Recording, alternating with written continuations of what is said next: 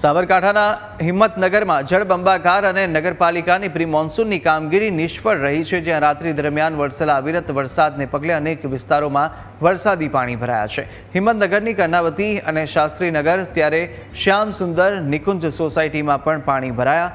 સોસાયટીમાં કેડસમાં પાણી ભરાયા છે અને તેને કારણે સ્થાનિકોને ભારે હાલાકીનો સામનો કરવો પડી રહ્યો છે। વરસાદી પાણીનો નિકાલ ન કરાતા પાલિકા તંત્ર સામે સ્થાનિકોમાં ભારે રોષ છે, તો પાર્કિંગમાં રહેલી 4 વ્હીલર કાર પણ સંપૂર્ણ પાણીમાં ગરકાવ થઈ ચૂકી છે। આ દ્રશ્યો પણ સામે આવી રહ્યા છે અને મકાનોમાં પાણી ઘૂસી જવાને કારણે ઘરવખરી સહિત માલસામાનને પણ ભારે નુકસાન થયું। તો હિંમતનગરમાં સાંબેલાધાર વરસાદ વરસ્યો છે અને તેને બાદના આ તારાજીના દ્રશ્યો સામે આવ્યા છે।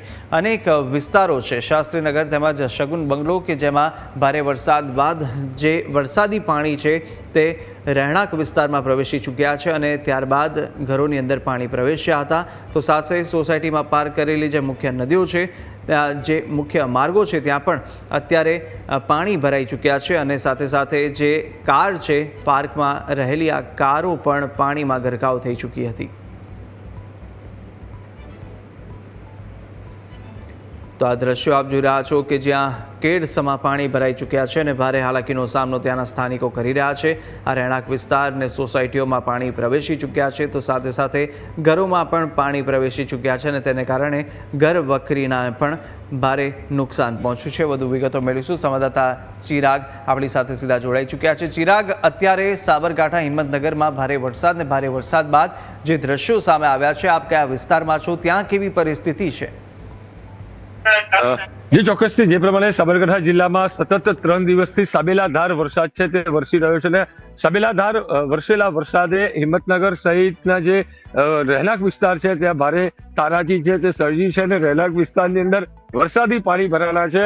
રહેણાંક વિસ્તારની અંદર કેરસમાં વરસાદી પાણી ભરાયેલા છે। આ દ્રશ્ય છે કે જે કર્ણાવતી સોસાયટીના સહિત શાસ્ત્રીનગર સોસાયટી છે તે વિસ્તારની અંદર રહેણાંક મકાનોમાં વરસાદી પાણી ભરાયા છે।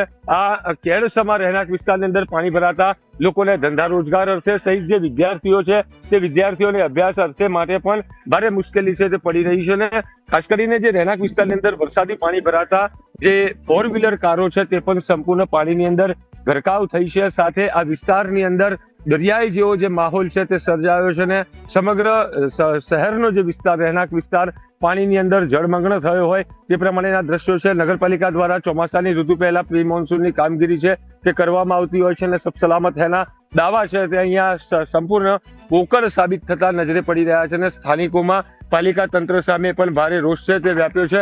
આ રહેણાંક મકાનના દ્રશ્ય બતાવીશ કે જે પ્રમાણે રહેણાંક મકાનની અંદર વરસાદી પાણી ઘૂસી જતા ક્યાંક ને ક્યાંક મકાનની અંદર રહેલા માલસામાન ને ઘર વખરીને પણ ભારે નુકસાન છે તે થયું છે।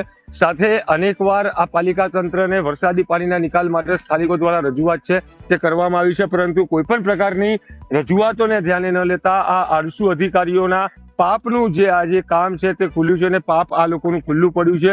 આજે સ્થાનિક રહીશો છે તે આ પાપના કારણે આજે ભારે મુશ્કેલી છે તે ભોગવી રહ્યા છે ને રાત્રિ દરમિયાન વરસેલા મુશળધાર વરસાદને પગલે આ સમગ્ર વિસ્તાર છે તે જળમગ્ન થયો છે। આ શાસ્ત્રીનગરના દ્રશ્ય છે।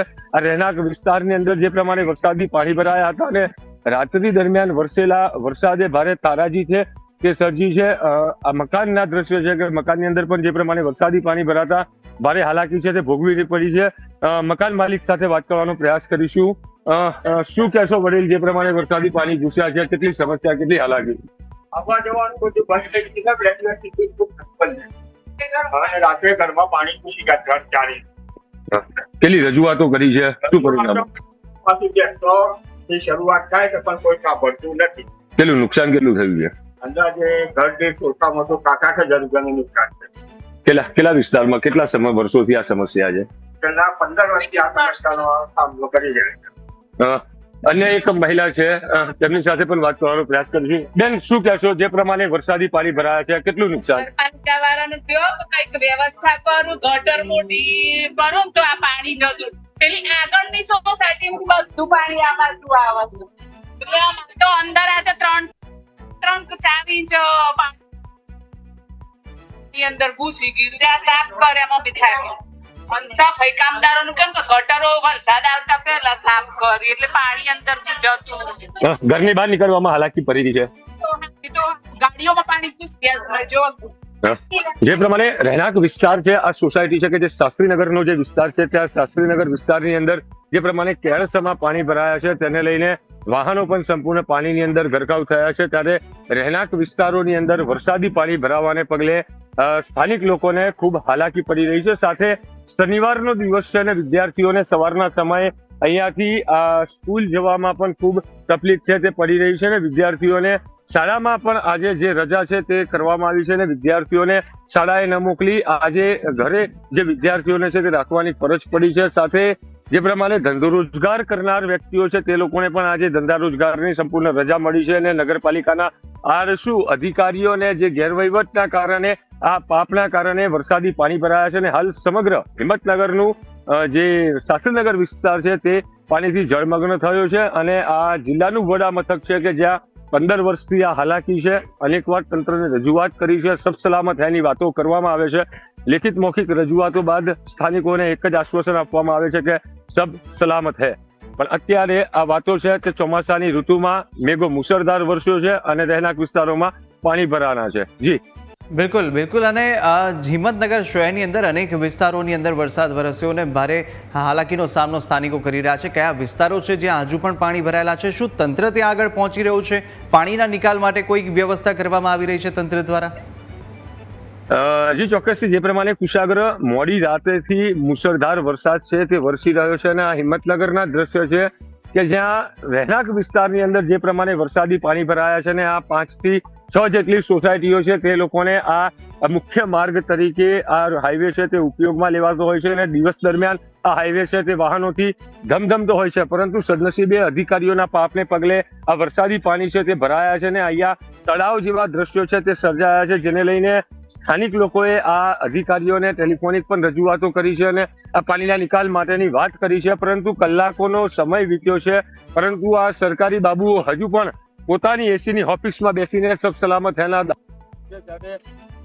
સ્થાનિક લોકો છે તે પોતે અહીંયાથી જે રજૂઆત છે તે કરી રહ્યા છે, પરંતુ અધિકારીઓ હજી સુધી પહોંચ્યા નથી. જી બિલકુલ. અને સાથે એ પણ સવાલ થઈ રહ્યો છે કે વારંવાર થતી આ સમસ્યા, કારણ કે દર ચોમાસે આ પ્રકારની સ્થિતિ સ્થાનિકો કહી રહ્યા છે તેમ ઉદ્ભવી રહી છે, પરંતુ હજી સુધી કોઈ પગલાં લેવામાં નથી આવ્યા. એટલે કે જેટલી પણ પ્રી મોન્સૂનની કામગીરીના દાવા કરતા આવ્યા છે તંત્ર, તે તમામ પોકળ સાબિત થઈ રહ્યા છે.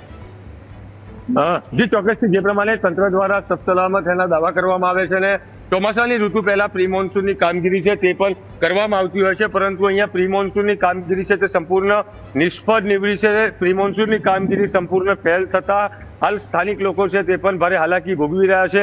સ્વાભાવિક છે કે રાત્રિ દરમિયાન વરસેલા આ મુશળધાર વરસાદને પગલે સ્થાનિક વિસ્તારની અંદર પાણી ભરાયા છે અને સાથે 4 વ્હીલર કારો છે તે પણ સંપૂર્ણ પાણીની અંદર ગરકાવ થઈ છે, પરંતુ કલાકોનો સમય વીત્યો છે. હજુ સુધી કોઈ પણ સત્તાધીશો હોય કે પછી સરકારી બાબુઓ હોય, હજી સુધી આ જે પીડિત પરિવારો છે અને સ્થાનિક રહીશો છે તે લોકોની ક્યાંક ને ક્યાંક મદદ કે મુલાકાતે પણ આવવાનો સમય છે તે નથી મળ્યો. સવારથી જ આ સ્થાનિક રહીશો છે તે ટેલિફોનિકથી નગરપાલિકાને તેમજ સરકારી તંત્રને આની રજૂઆત છે તે કરી ચૂક્યા છે, પરંતુ કોઈ પણ પ્રકારની હજી સ્થળ તપાસ કે આ પાણીના નિકાલ માટેની કોઈ પણ વ્યવસ્થા ન કરાતા હાલ કલાકોથી આ સ્થાનિક વિસ્તાર છે તે પાણીથી જળમગ્ન રહ્યો છે અને લોકોને પણ ઘરની અંદર બંધ રહેવા માટે પાણીએ મજબૂર કર્યા છે અને મેઘો મુશળધાર છે.